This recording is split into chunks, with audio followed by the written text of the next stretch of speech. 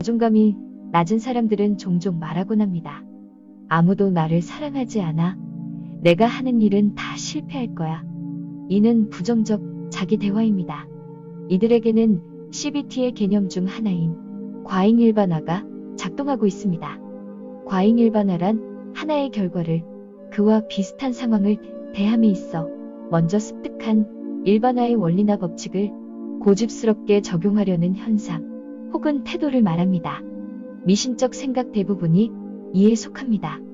자존감이 낮은 환자들은 하나의 일이 실패했으니 다른 일도 보나마나 실패할 거라는 잘못된 가설을 세우고 그걸 믿게 되는 겁니다. CBT는 자존감 낮은 환자들의 자기 불신감을 극복하는 데 도움이 될 수 있습니다. CBT 전문가들은 자존감 문제를 극복하기 위해 다양한 솔루션을 고안하고 개발해왔습니다. 그 중에 가장 많이 사용되는 마인드풀니스, 즉 마음챙김이라는 치료법이 있습니다.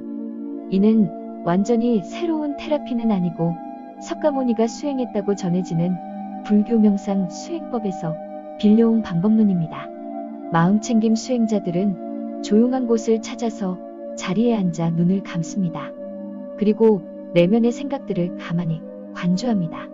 이는 생각을 강제로 비워내기 위해서가 아니라 생각의 흐름에 관여하지 말고 다만 어떤 생각들이 자신의 머릿속에서 구름처럼 일어나고 쓰러지는지 지켜보기 위함입니다. 마음챙김을 통해 수행자는 자신이 어떤 생각을 하는지, 그 생각들 안에 어떤 부정적인 힘이 들어있는지 식별할 수 있게 됩니다. 마음챙김 수행법에 익숙해지면 수행자는 하루 일과들 사이에도 명상을 통해 자신의 무의식적인 생각에 간섭할 수 있게 되며 그에 따라 부정적이고 해로운 생각을 걸러낼 수 있게 됩니다.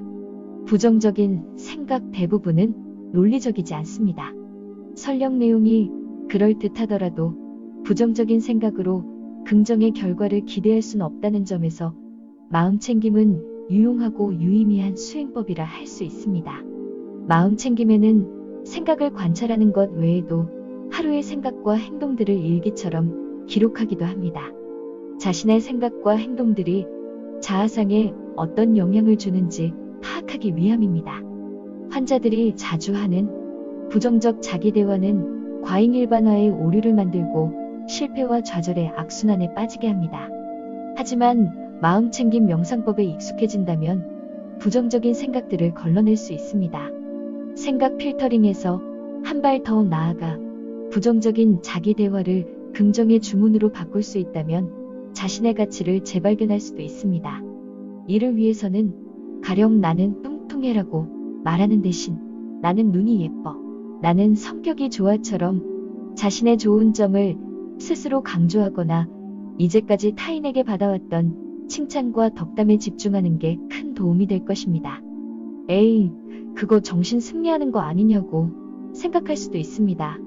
하지만 작은 생각 하나를 바꿔서 큰 변화를 이끌어내는 실화들은 얼마든지 있습니다. 내가 로스앤젤레스에서 아무 일도 못하고 있을 때의 이야기다.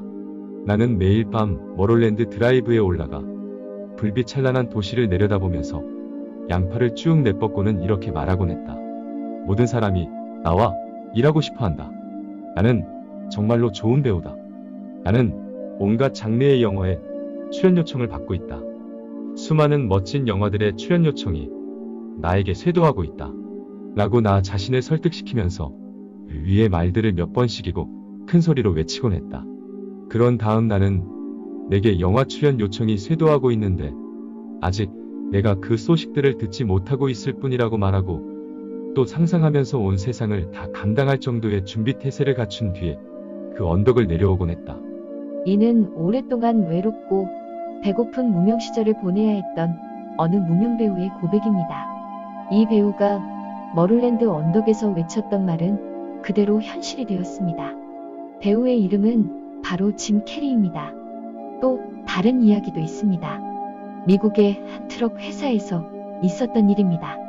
이 회사는 운송계약의 평균 60%에 달하는 업무 실수로 매년 25만 달러, 하나로 약 3억 8천만 원가량의 손실을 보았습니다.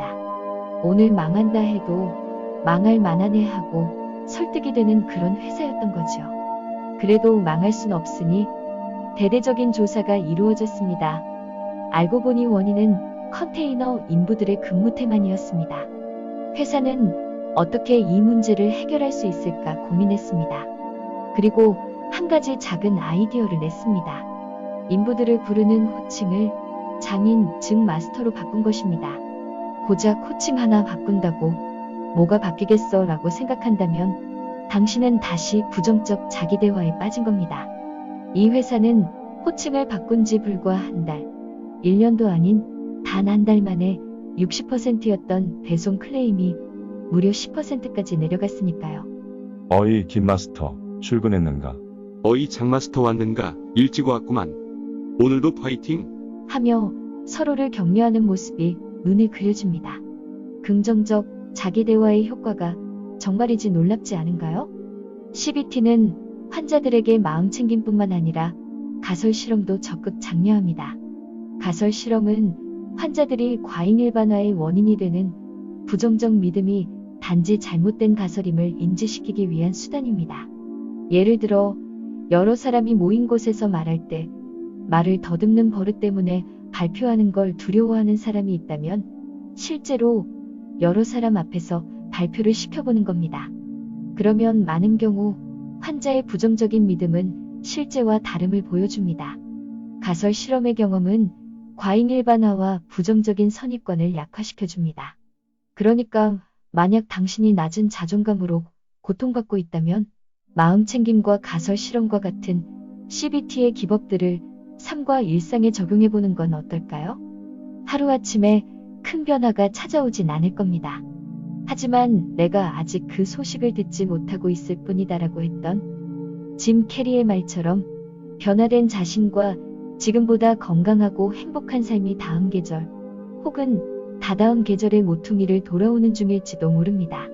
저도 이번이 겨우 2번째 영상이고 조회수도 안 나오고 구독자도 빵명이지만 누가 아나요?